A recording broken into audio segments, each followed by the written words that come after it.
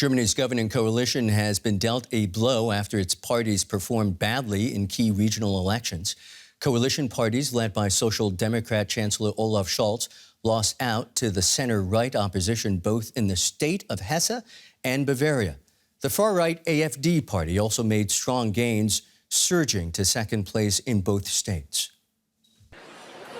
In the central German state of Hesse, the Chancellor's Social Democrats fielded a heavyweight, Interior Minister Nancy Faeser, hoping to unseat the ruling Conservatives. But that did not work at all. Instead, the conservative CDU under Boris Rhein gained a lot of ground, winning more than twice as many votes as the Social Democrats, who lost significant support. Unfortunately, we didn't manage to get through with our issues, like a no-cost daycare for all, even below 3 years of age, like a more social Hesse with affordable accommodation, with decent healthcare for everyone, and also with the question of how to ensure jobs in the future. And that is why it is a very disappointing result. In Bavaria, too, all three parties in the national coalition lost votes: the Social Democrats, the Greens and the business-friendly Free Democrats. While State Premier Markus Söder and his conservative CSU easily secured another term in office with the help of the Free Voters, a right-wing populist party. Now that does not come as a surprise, and yet both results are being hailed a victory for the Conservatives nationwide. It's totally clear that the Conservatives are gaining strength. That's also true on the national level. Today is a great day, but there are still huge challenges that we need to solve in Germany, and that won't be possible without us Conservatives. This result gives us good reason to tell the other parties, friends, you need to respect our positions too. You can't just go on as if nothing had happened. And that's something another party claims for itself. The far-right AfD party made significant gains, bagging its best results ever in both states. So from now on, Olaf Scholz and his government in Berlin will have to deal with an opposition more confident than ever.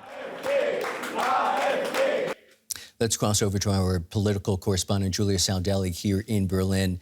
Julia, the Conservatives have come in first in both states, Bavaria and Hesse.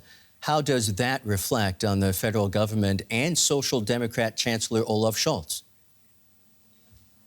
Well, at first look, one would think that nothing has really changed. Both in Bavaria and Hesse, the Conservatives have won again, and they are possibly going to be able to form the same coalition government with the same parties they were already governing with before. But at a closer look, one can see that there are some trends that show that there is some change. For example, in Hesse, the Conservatives have gained quite significantly, but we've also seen that debates and issues that are very relevant on the federal level have impacted voters' decisions in these two states. And for example, we've seen the three parties that are part of the governing coalition at the federal level, the center-left SPD, the Social Democrats, the Greens, and the business-friendly FDP, have all lost votes in these two states, and some of them quite significantly.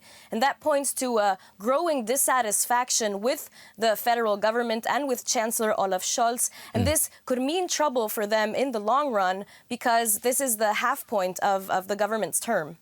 We've seen the far-right AfD gaining ground in both states. What's behind their rise?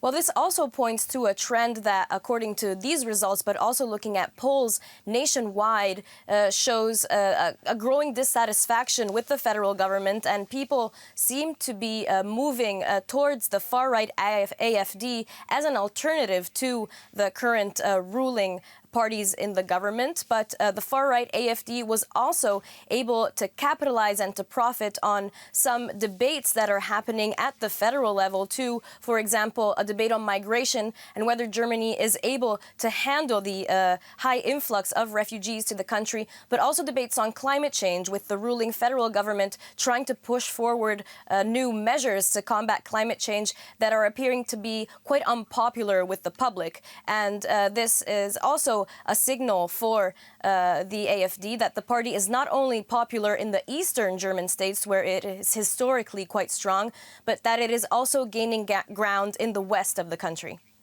That's Julia Saudelli. Many, many thanks as always.